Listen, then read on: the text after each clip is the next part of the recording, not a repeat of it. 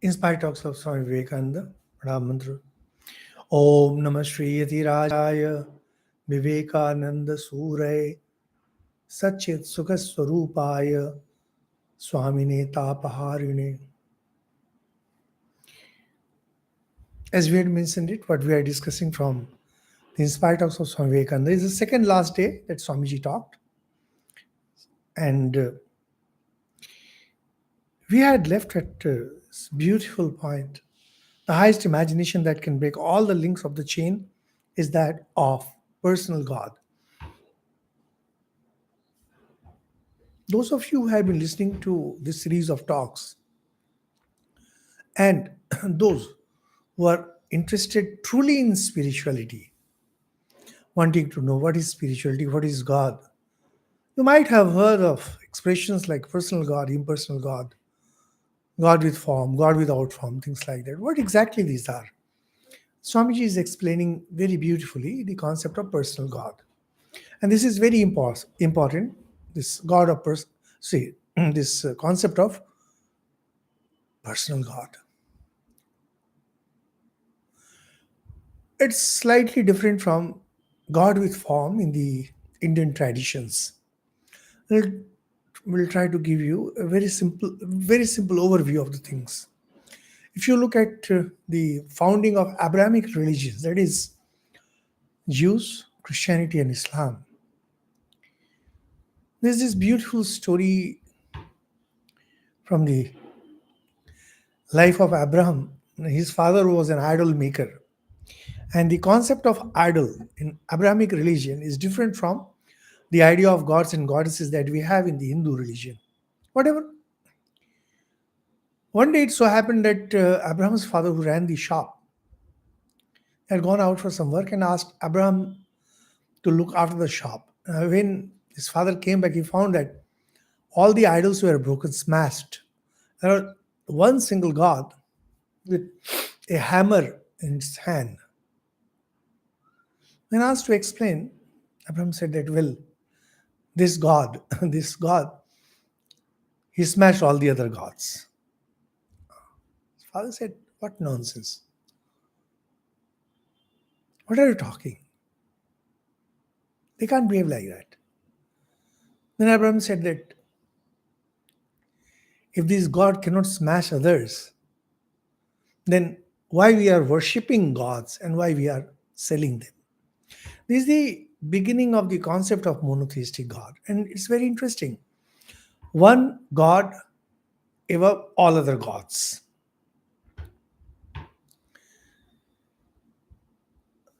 What Abraham was saying was not something purely thought out.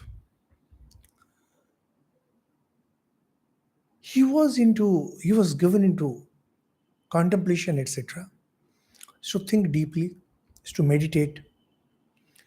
And we find something similar with Prophet Muhammad. And of course, same with Jesus Christ. But there is a difference. Jesus Christ had come from a particular tradition. Like the Jewish tradition was well entrenched when Jesus was born. But it was nothing like that with Abraham.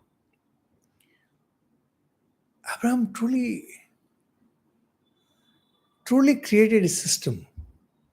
And in his system, there was one God, known as monotheistic God, who ruled over everything.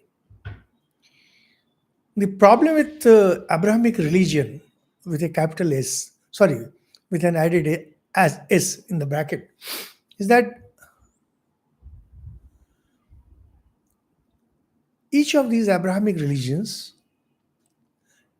and also the religion of the Parsis, Zoroastrianism, is founded by one single prophet. Now, howsoever great a prophet might be, and with all due respect to each of these great prophets, even if a prophet keeps talking throughout his life, it cannot comprehensively tell us about religion and spirituality. Hindu religion is different that way. In Hindu religion, we don't have one single prophet, one single sage talking about God and world and relation of God with the world, etc. We have just thousands and thousands of sages. And the most sacred, the most important, the most comprehensive book is the Vedas, the four Vedas. Now, that's not the only book that we have. We have is whole library of books. Think of all the Puranas, think of the Upanishads, think of the Ramayana and Mahabharata, and most interestingly, think of Yoga Sutras of Patanjali. Yoga Sutras of Patanjali, Raj Yoga. You'll find talks on Raj Yoga in the playlist. It's there. And this Raj Yoga is like the master key. Raj Yoga is that master key that opens the secret of every religion. If you want to understand how this religion came into being and what is the rational basis of it, say for example, if you ask any of these followers of Abrahamic religions, they'll say that it's belief. Actually, it's belief. They will say that it's in our holy books. That's belief. If you ask a Hindu, he will say that it's from the family traditions. Or say that it has been said by the sages. So somewhere that belief gets involved. Or they might say that, well, these sages actually saw, etc., etc. But Raj Yoga presents the entire thing, whole thing, the entire canvas of spirituality, whatever the religion, irrespective of what religion it is. It will present this universe, the dividing line between the universe and God and God. Universe is the work of Prakriti. Dividing line is Prakriti itself. That is, Prakriti when it is quiet. And Prakriti when it is quiet is something different. And Prakriti in action, that's different. And then there is God. God is beyond all this. And always, at all the times.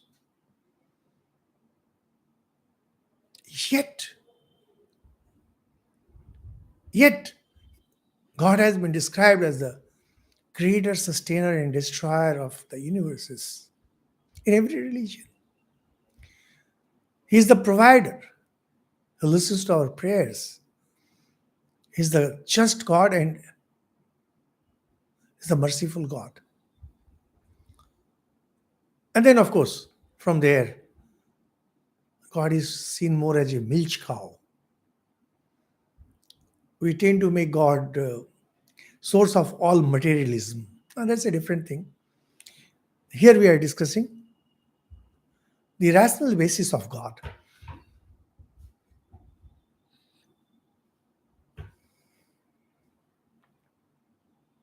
How to know that God? How to know what is the impersonal God and personal God?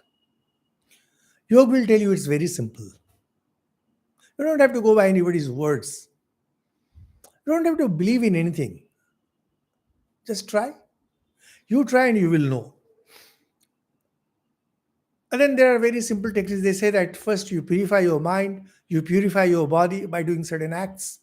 And once those things are done, you sit for meditation. Meditation is concentrating your mind on one particular object. When you start concentrating on a particular object, as your concentration grows, slowly you realize that the object is not one complete whole. Rather, there are layers and layers on that object. So, for example, here is this pen. Under normal conditions, we think that this pen is a complete object. It helps us in writing, etc. But yoga will tell, no, no, no, it's not. It's a layered thing. And through concentration, you can remove those layers. And then you realize that this pen is made of five objects that are perceived through our five senses. And those things are again made of sattva, rajas, tamas, etc. And through mind. If you are interested, you can listen to our talks on Raju and you'll find it very fascinating. What is very important is, as you reach the second last stage, which is cosmic mind, the universal mind, you find that you are stuck there. And actually, most yogis get stuck up there. They become hugely powerful, but it becomes practically impossible to grow further. Now, if God is gracious unto you, and if you can somehow have that intent absolutely clear, you can break free of the barrier of mind because you're not mind. Usually we think we are mind. Now, if we were mind, if we were merely our thoughts, in that case, we would have never succeeded in breaking through the barrier. But we are more than that. And that's what Indian spiritual system says. And then you become one with Prakriti. You cannot realize Prakriti, but you become one with Prakriti. Now, through all this,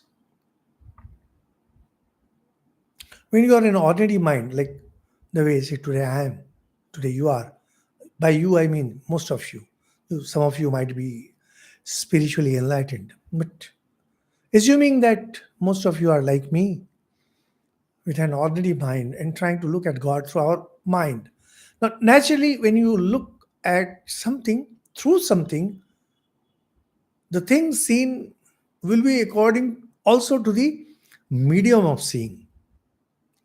That is, when you look at an object with colored glass, the object will look colored.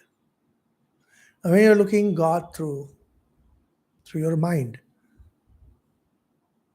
through your wishful mind, you'll be looking at God in one particular way.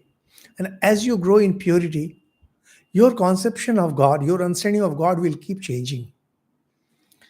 And as you become one with cosmic mind, your perception of God will change completely. He will now appear as pure intelligence or maybe colored intelligence. One whose will, Lord Supreme, he can do anything, etc., etc. But when you go further,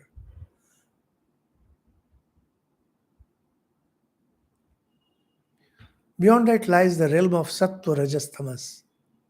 God will now be seen as Sattva, Rajas, Tamas, through the lenses of Sattva, Rajas, Tamas.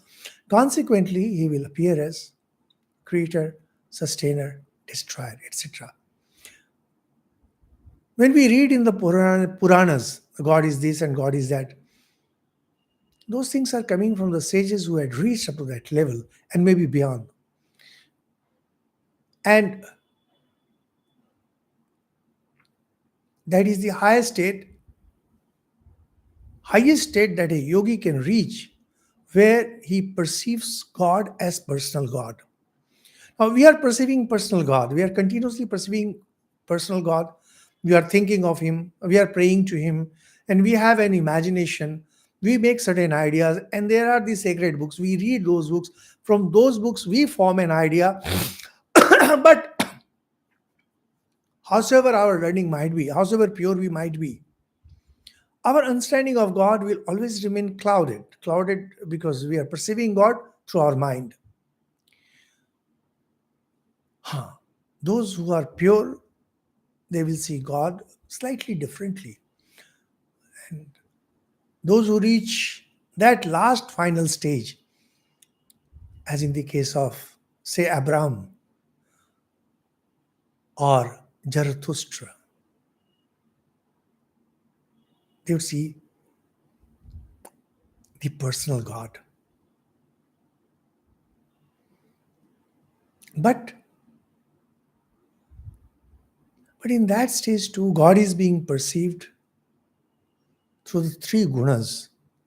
For example, those of you who have studied the biography of Sri Ramakrishna know that Sri Ramakrishna was so intense about realizing the nature of Mother Kali, the way Prophet Muhammad was, the way our Abraham was, Zarathustra was, or many other saints and sages.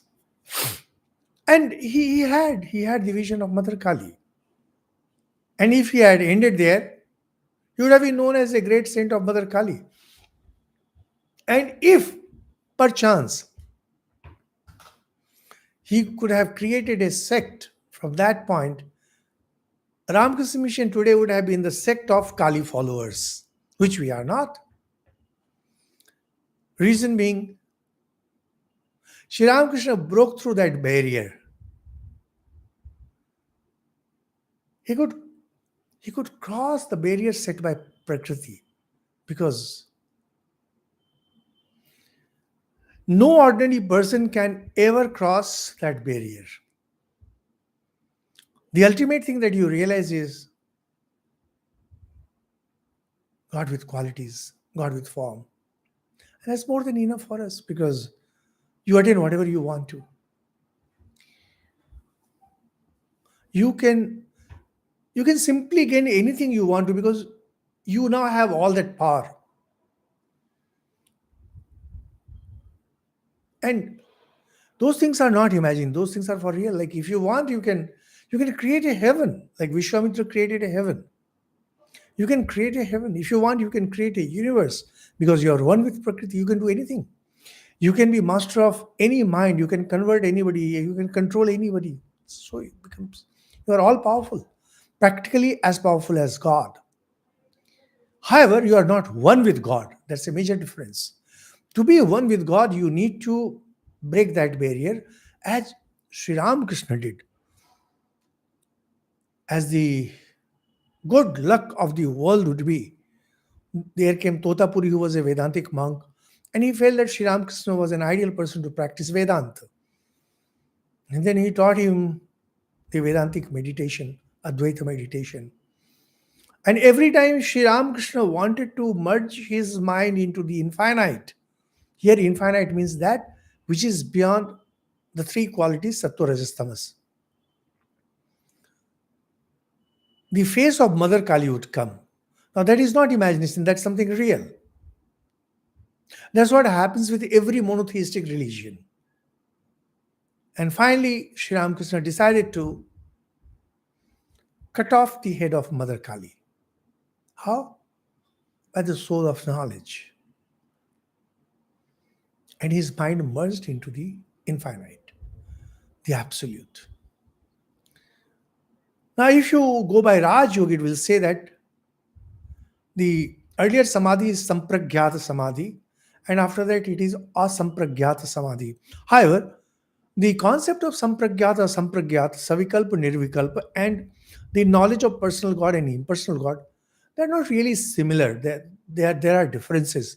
Because in case of Sampragyata Samadhi, your knowledge is still of the unconscious, the Jada. You are seeing yourself, you are seeing Purusa, you are seeing consciousness, but it is trapped, into worldliness. But God of Prophet Muhammad, God of Sri Ramakrishna, they are not.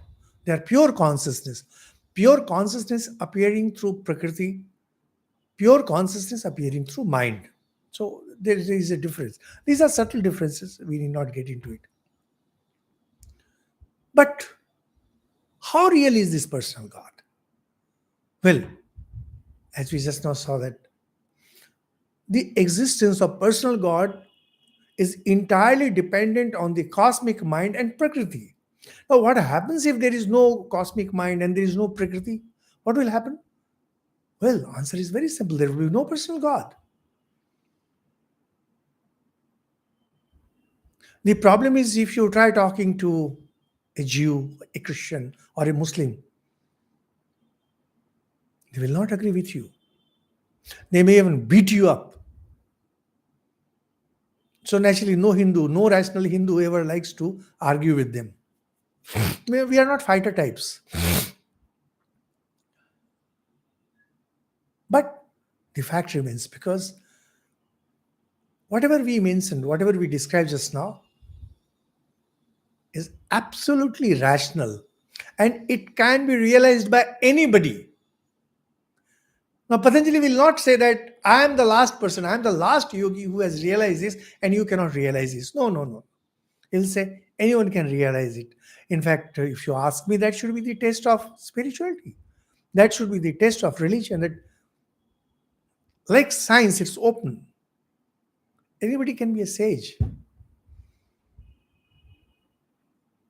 And anybody can be a prophet. The idea of chosen ones, etc., that's a different thing. Only God is different. You cannot be God in this world. You can be one with God in the other world. Mind it. Very often I see in social media, they criticize Advaita by saying that how can they think that they are one with God? Nobody says that you are one with God. You can be one with God only in the other world. That is, when you cross Prakriti, not till then. Who can cross Prakriti? Practically no one. So you can never be one with God, not in this world. Here, God will always remain God, and we will always remain the puny little self. Sri Ramakrishna had realized the state of Advaita.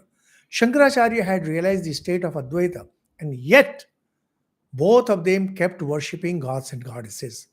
Sri Ramakrishna still worshipped Ma Kali. Sri Ramakrishna still worshipped Sri Rama and Sri Krishna. He worshipped every other possible god, Singhavani and others. And Shankaracharya kept writing beautiful hymns on different gods and goddesses. Most of these Advaita teachers will not tell you that. It's very unfortunate. Because Prakriti continues to be there. And because Prakriti continues to be there, nature continues to be there, gods and goddesses and their forms will continue to be real. And you will know that whenever I want, I can take my mind beyond Prakriti. That means my mind will merge into the cosmic mind. And what will remain? My true identity, which is Atman. So it's not your mind that goes into the Brahman. It's your Atman, which is Brahman. And the layers that are on Atman are removed. You become what you are. But at that time, there is no God also.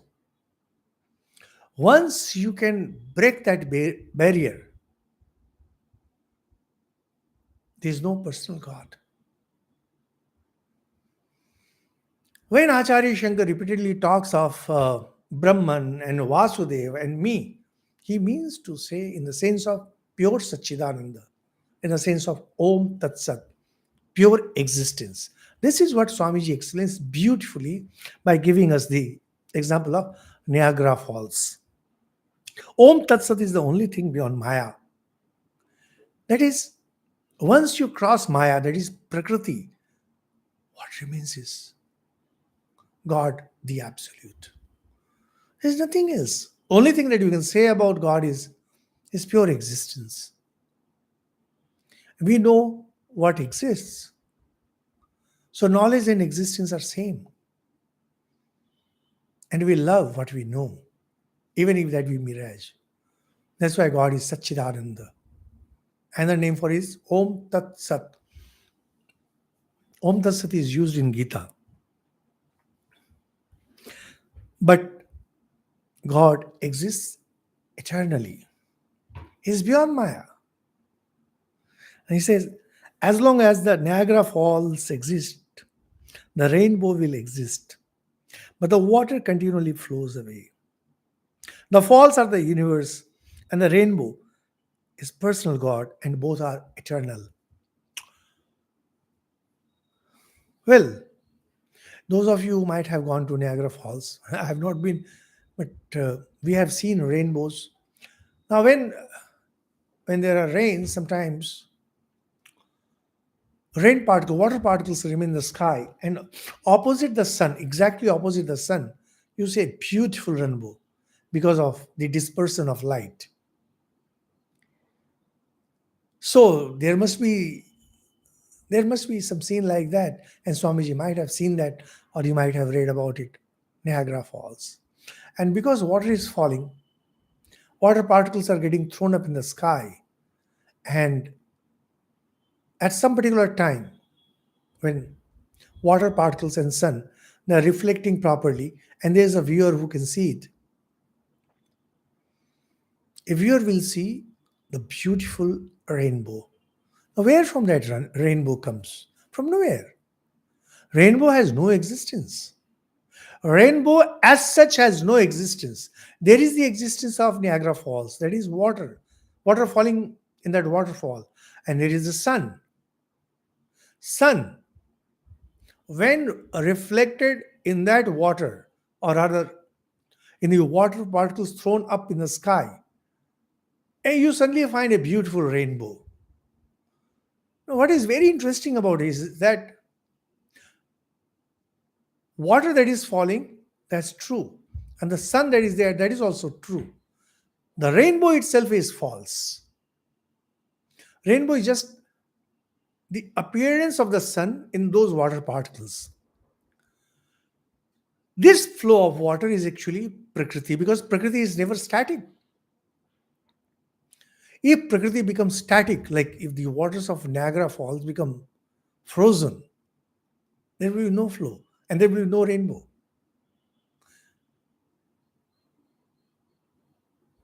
Very interesting. In this universe, if there is something which is false, it's personal God. And yet, He rules over everything. That rainbow is everything. I hope the idea is clear. I'm just giving you a break for a minute. I am restoring the chat. In case you have any question to ask, please ask. Because Vedanta is something difficult to understand.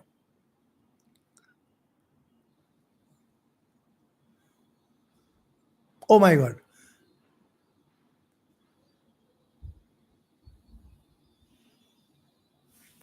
Okay. Dhamma Adhyatma. Dhamma Adhyatma. Okay, okay. So you want to know more about Prophet, then you want to understand about spirituality. Dharma Adhyatma. Dharma Adhyatma. It's not even your name. Well, you want to know about Prophet Muhammad, come down to university and I'll tell you. Because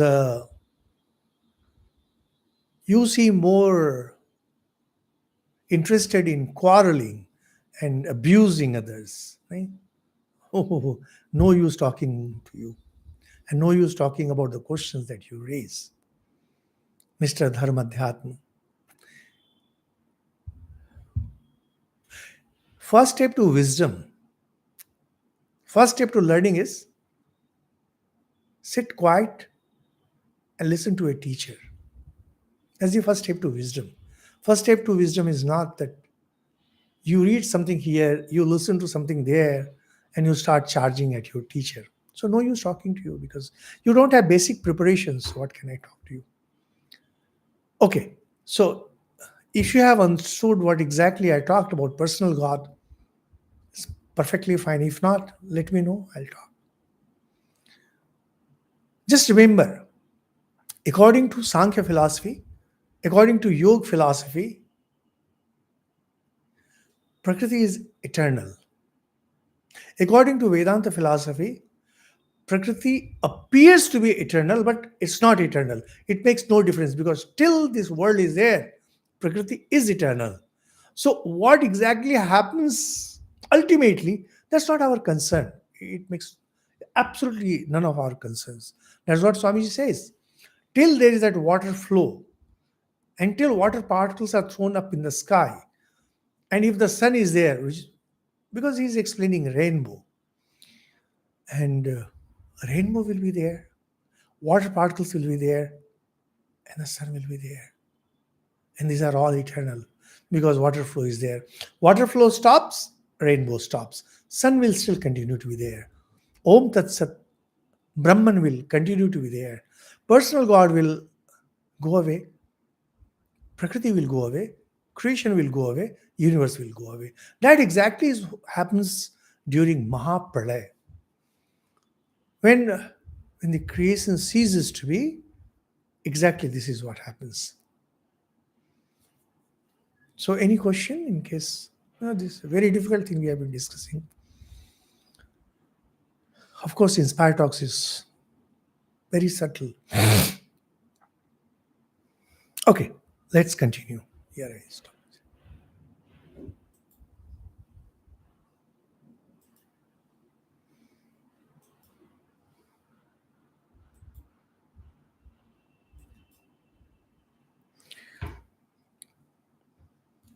Swami says, while the universe exists, God must exist.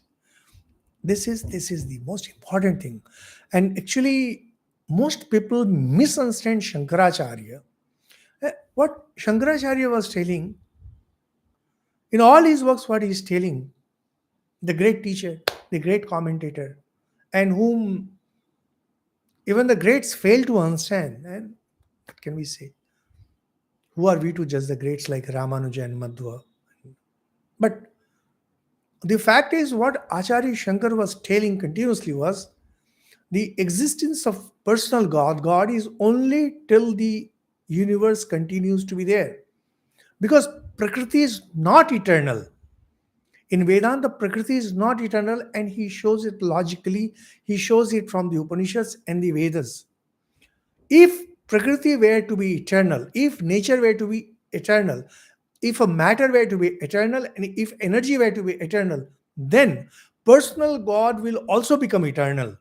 That's why a religion who is talking about personal God may consider matter to be eternal. Well, that's their headache. According to yoga philosophy, Prakriti is eternal, and conscious principle known as Purusha is eternal.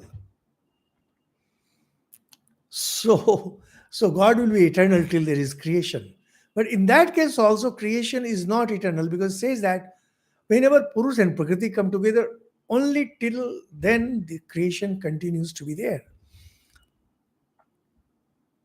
However, in Sankhya and Yoga also, God exists only till creation exists. Personal God, known as Ishvara. Now, in Abrahamic religions, creation collapses, but personal God continues. In Indian traditions, personal God collapses when creation collapses. So, does God collapse in Indian traditions? No. Because in the Indian traditions, God continues to be there, formless and without any quality. Om Tat Sat, Sachidananda. Sachidananda will never cease to exist, because that's the reality. That's the reality behind everything. So, it's the creation that will collapse, and it is personal God that will collapse. This is something very subtle, and it can be extremely disturbing for those who worship personal God. For example, we who belong to the tradition of Sri Ramakrishna, for us, Sri Ramakrishna is a personal God. But we also know that Sri Ramakrishna is Brahman. Brahman is Sri Ramakrishna. Brahman, in this world of Shakti, in this world of Prakriti, in this world of Maya, these are all same. That pure consciousness, Satchidananda, also known as Brahman, appears as Sri Ramakrishna. But for the same reason, he will also appear as Krishna, and he will also appear as Sri Rama, and he will also appear as Shiva. This is where people who are extremely orthodox, sectarian, with no patience, with no understanding, quarrel with each other. One of my very good friends from South India, he is a Vaishnavite. And once I just mentioned Shiva, and he got so furious and used such abusive language against Shivites. I was shocked. He's such a learned person, but okay, he's a learned person. And suddenly it reminded me of a particular religion, or so absolutely intolerant. Just that we Indians, we may be intolerant at times, but we are not violent. But when intolerance and violence combine together, you know what is the consequence. God creates the universe, and the universe creates God. What a statement. Dear listeners, it is one of those phenomenal statements. The universe creates God, and God also creates the universe. Bhagavatam describes it very beautifully that when God wants to create, God means Narayana, God means the absolute. And when God thinks that let there be creation, his power now manifests as Sattva, Raja, Tamas. And they are activated. Now it appears as separate from God, Prakriti. And God is now reflected in this Sattva, Raja, Tamas, three gunas, known as three gunas. And now he appears as God, God with form. And from that God with form is created Brahma, the creator God. And then Brahma creates this universe. This is a story that we find in our Puranas, and different Puranas describe the process of creation differently. However, what is very interesting is first, you have God the Absolute. For whatever reason, no one knows why, because there is no mind. He wishes that let there be universe. Now, nature is created. And in that nature, there is the reflection of this God, the infinite, as God with form, God with qualities, because you are seeing God through the lens of qualities now. So God will have qualities.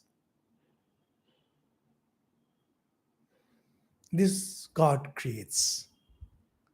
But this God itself is the reflection of the absolute. It's not the real God. It's the reflected God. So now God creates the universe. The universe creates the God. Those of you who are interested in finding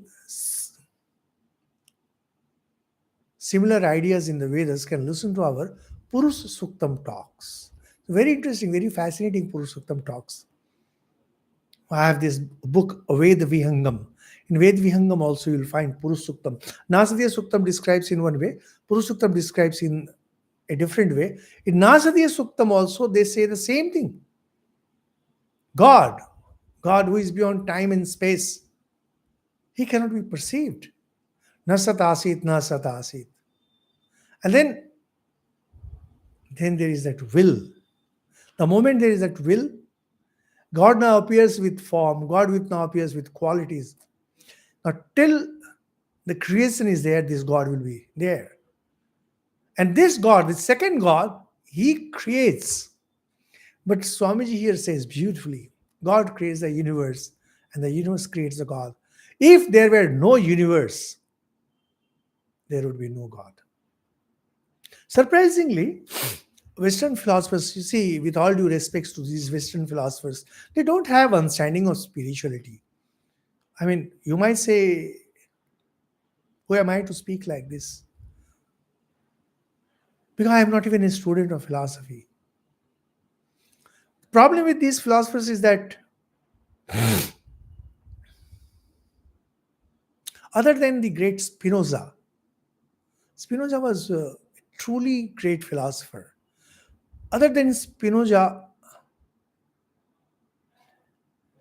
practically no philosopher had clear understanding of spirituality and rationality.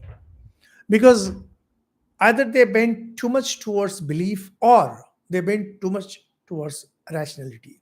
Spinoza was the only rationalist who maintained the balance.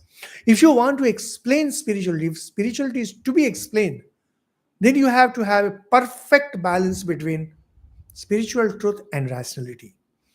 You cannot tilt this way or that way. You cannot be too rational, nor can you go too much by belief. What Swamiji presents here, what Shankaracharya has presented to us, in fact, what the Vedas give us, what the Upanishads give us, and what yoga says, they're extremely rational. God the absolute now appears God the personal. But God the personal is not the ultimate reality, because the moment you say personal God is the ultimate reality, it creates more problem than the number of solutions that it gives. Usually we try to pass off all the problems of this universe on God. And yet we say God is merciful and God is this and God is that. And we don't even realize that concept of personal God being all in all creates many more philosophical questions. To give you one simple thing, can God create a stone which he cannot lift? It's a stupid question, no doubt about it. Only kids can ask such a question. If you say he can create a stone that he cannot lift, God. Or you have to say he cannot create, so his power is undermined. Similarly, personal God knows beforehand. See, there is a particular religion that talks about eternal hell. Who will be sent to the eternal hell? The person who doesn't listen to his wishes. Now, God is all powerful, God is all knowing. So, he knows beforehand that I am going on the wrong track. And being all powerful, he is one who is impelling me towards doing the wrong acts. Now, why should he be sending me to the eternal hell? Now, scholars have answered these things, but you will find that the answers that come, they create more confusion. That's why the concept of personal God and belief, these can be extremely troublesome. If you read the works of philosophy of, say, great Islamic philosophers, great Jewish philosophers, great Christian philosophers, it's mind blowing. Indeed, it's mind blowing. And ordinary persons like us will not even understand. But the problem remains. The problem of personal God and rationality, it always remains. Because somewhere, the moment you think of personal God, you attribute human qualities on him. Obviously, because after all, you are looking at God through three gunas, sattva, rajas, tamas. And then he will have qualities. And then qualities will be contradicting each other. That doesn't make any sense.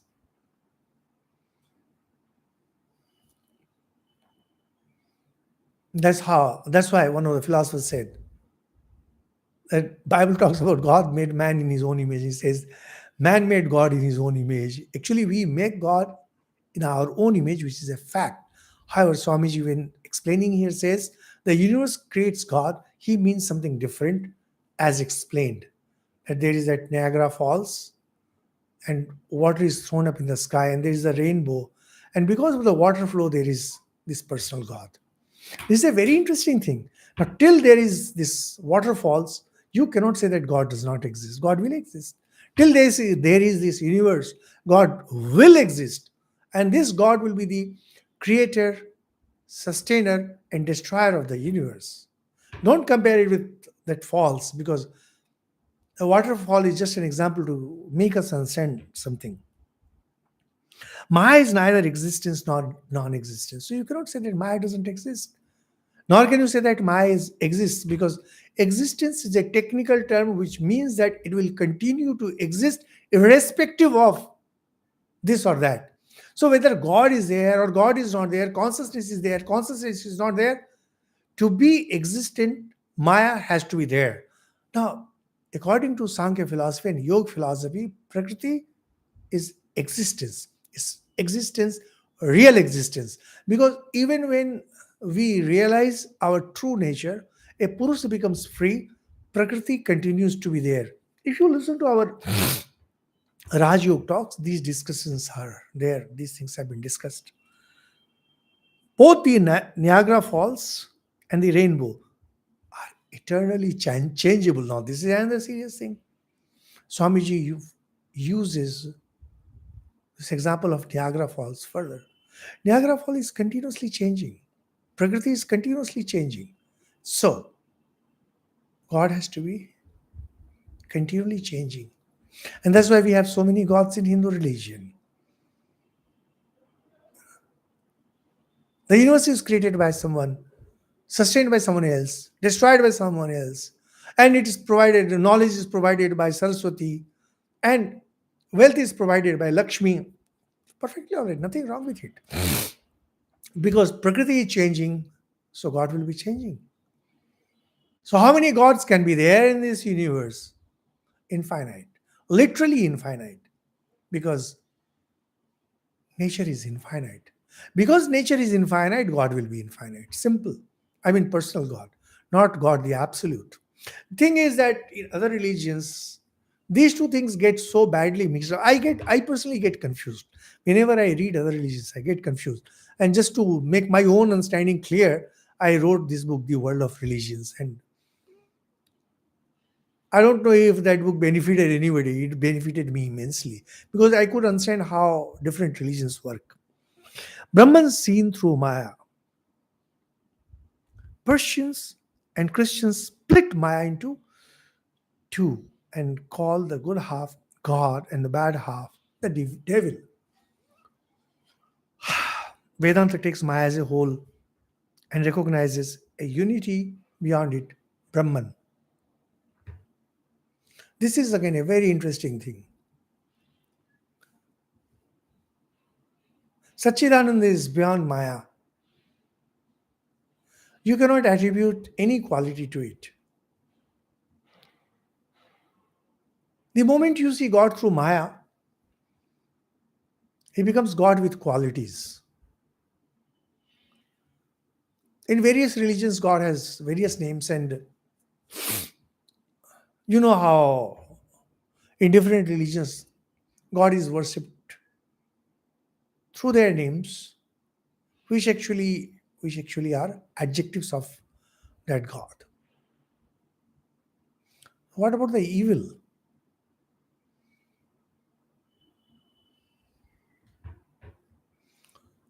First, you have monotheistic God. There is one God who is supposed to be merciful, who is supposed to be just, who is supposed to be loving, who is supposed to be caring.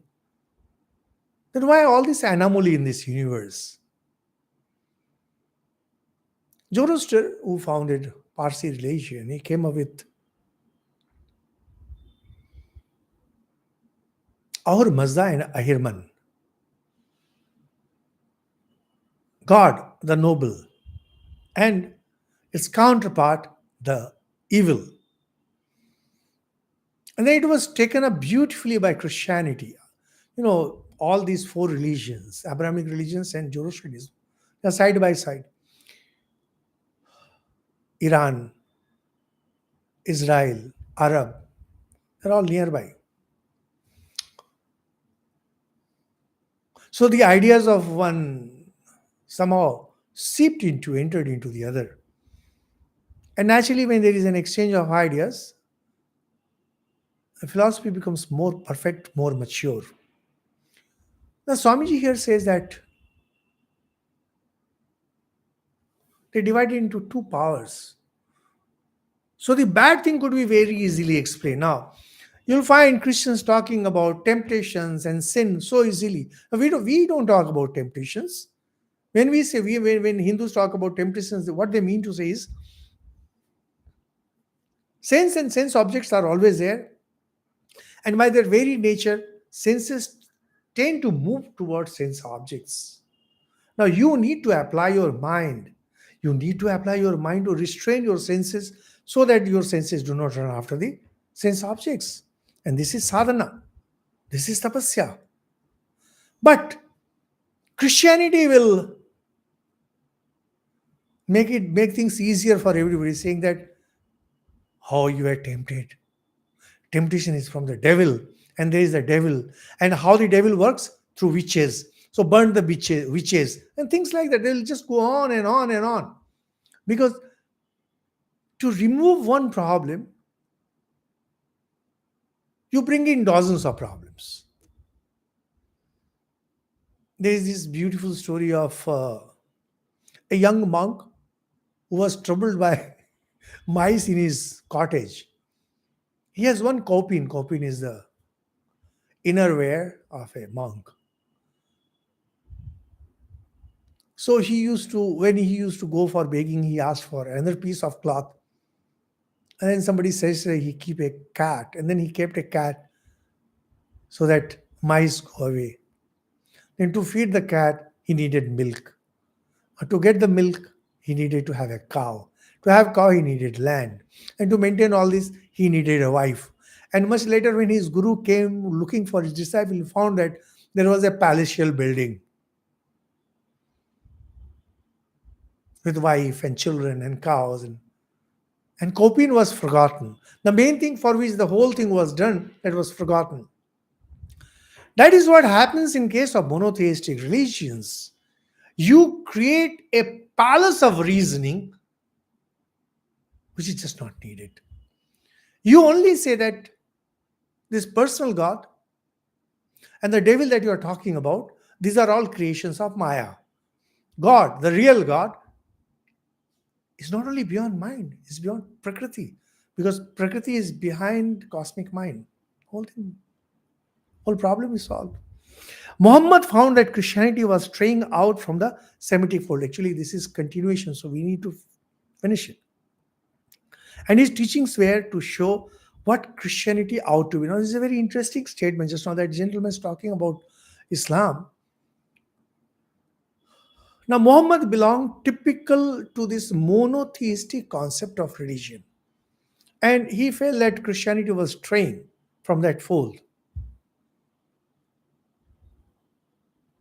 Why? Swamiji will say that it should hold to one God. God, who is above everything.